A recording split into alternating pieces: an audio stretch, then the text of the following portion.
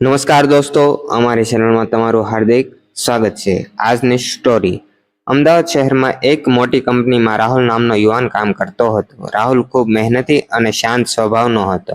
તે પોતાના કામમાં એટલો વ્યસ્ત રહેતો કે ઓફિસમાં બીજા લોકો સાથે વધારે વાત પણ ન કરતો।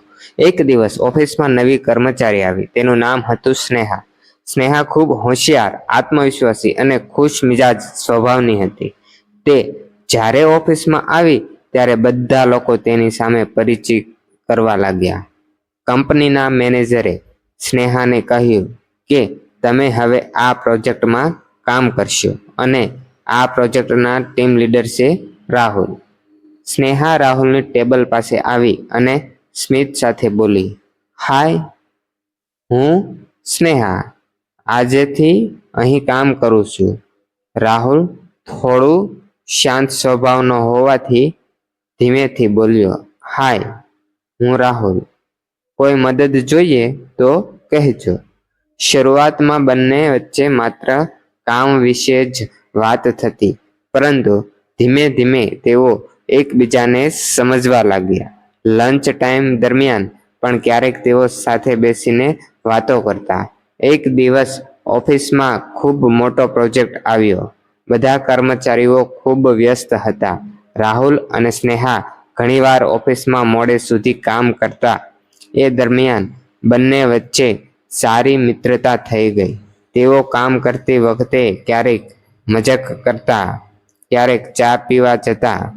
તો એક સાંજે જ્યારે ઓફિસમાં બધા જ લોકો જઈ ચૂક્યા હતા, ત્યારે માત્ર રાહુલ અને સ્નેહા જ કામ કરી રહ્યા હતા। સ્નેહાએ હસીને કહ્યું, લાગે છે આ ઓફિસ હવે આપણી જ થઈ ગઈ છે। રાહુલ પણ હસ્યો અને બોલ્યો, હા, પણ કામ પૂરું થાય તો જ ઘરે જઈશું।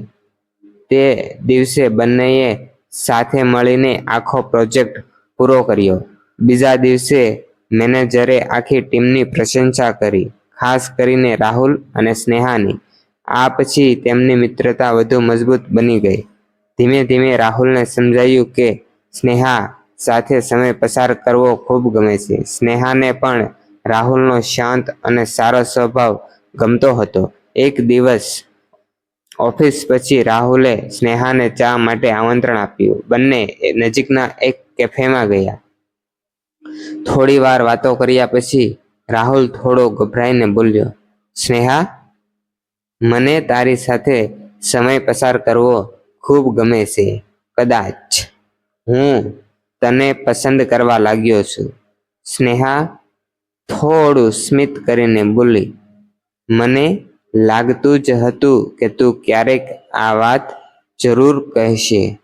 રાહુલ આશ્ચર્યથી પૂછ્યું, એ કેમ? સ્નેહાએ કહ્યું, કારણ કે મને પણ તું ગમે છે। આ રીતે ઓફિસમાં શરૂ થયેલી તેમની મિત્રતા ધીમે ધીમે સુંદર પ્રેમકથામાં બદલાઈ ગઈ। સમય પસાર થતો ગયો, પરંતુ ઓફિસની તે પહેલી મુલાકાત અને સાથે કામ કરેલા દિવસો તેમની યાદોમાં હંમેશા માટે જીવંત રહ્યા। આભાર। જો દોસ્તો તમને અમારા આવા વિડીયો ગમતા હોય તો તમે અમારી ચેનલને લાઈક કરો, શેર કરો અને સબસ્ક્રાઈબ કરો। Thank you.